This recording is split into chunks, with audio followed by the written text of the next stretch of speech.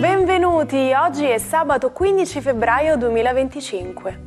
Il sole sorge alle 6:51 e tramonta alle 17:38.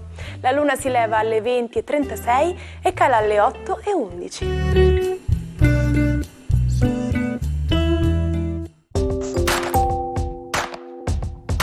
Oggi la Chiesa celebra San Faustino. Il nome Fausto è basato sul termine latino Faustus, che significa favorevole, benevolo. Oggi 15 febbraio è la giornata internazionale contro il cancro infantile.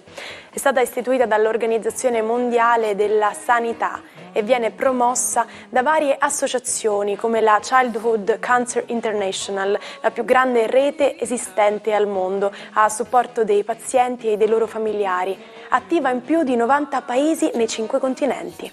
Ogni anno nel mondo a più di 400.000 bambini e adolescenti sotto i 20 anni viene diagnosticato un cancro. Il tasso di sopravvivenza varia in base al reddito del paese ed è stimato all'80% nella maggior parte dei paesi ad alto reddito, ma fino al 20% nei paesi a basso reddito.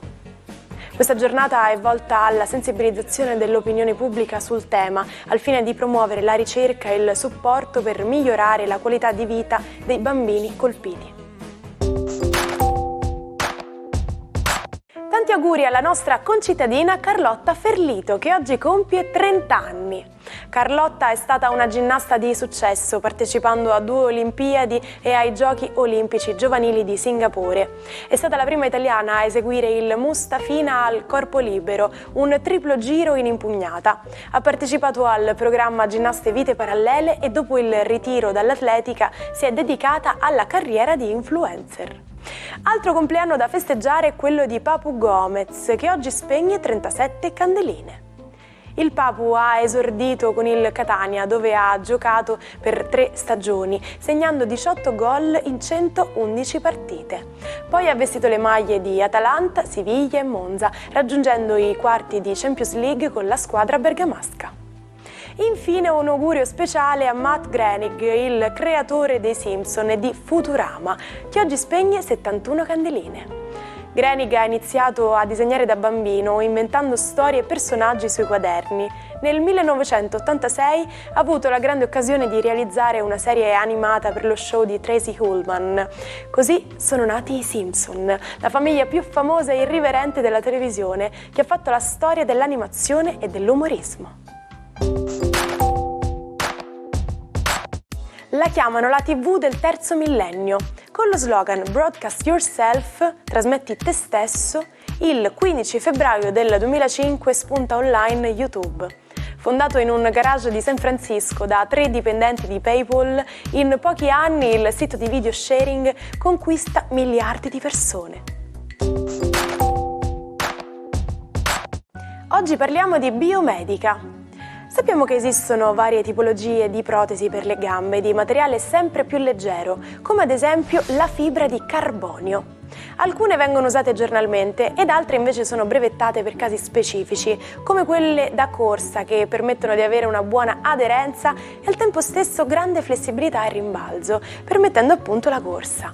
Ma sapete quando furono usate le prime protesi? Pensate che la protesi più antica ancora esistente è un dito del piede in legno e cuoio trovato su una mummia egizia. Buon weekend ai 12. Oggi la Luna scivola in Bilancia e si oppone a Venere in Ariete. Cosa avranno da litigare le signore dello zodiaco? Scopriamolo insieme. Ariete. La Luna passa nel regno della vostra Venere, quindi soccombe un po' la vostra Venere in Ariete. Oggi avete bisogno di maggiore certezza. Va bene la passione, va bene lasciarsi andare, ma anche voi avete bisogno di solidità. Toro, a proposito di solidità, oggi è assolutamente un weekend da dedicare, con questi 2 astri femminili così importanti che riguardano da vicino il vostro segno, ai chiarimenti tra voi ed il partner. Molto probabilmente ci sono tutta una serie di ansie che vorreste che il partner setaste. Gemelli, la giornata di oggi è una giornata ottima perché anche se in opposizione la Luna e Venere sono entrambe in ottimo rapporto col vostro cielo zodiacale. Giornata quindi romantica e in vena di stravaganze affettive, scatenatevi. Cancro, la vostra Luna arriva in Bilancia e crea una quadratura anche di Venere dall'Ariete. Non è certo il weekend ideale per i sentimenti, probabilmente dovete chiarire qualcosa con il partner. Marte vi aiuterà nella passione, ma potrebbe scatenarsi anche in un conflitto non proprio auspicabile tra voi e il partner. Leone, giornata oggi molto interessante con una Luna amica e una Venere di Trigono.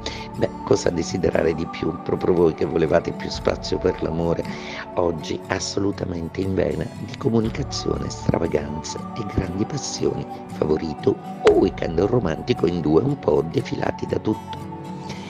Vergine, giornata oggi che vede l'opposizione delle signore zodiacale abbandonare i vostri gradi.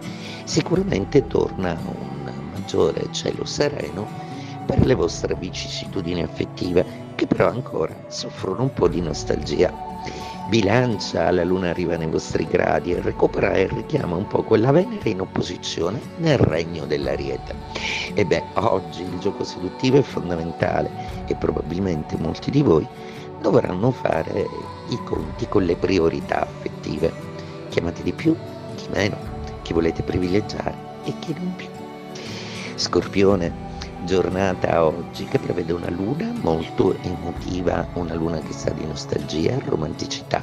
Oggi siete assolutamente molto più disponibili a parlare d'amore e anche ad ammettere determinate vostre nostalgie per qualcuno del passato.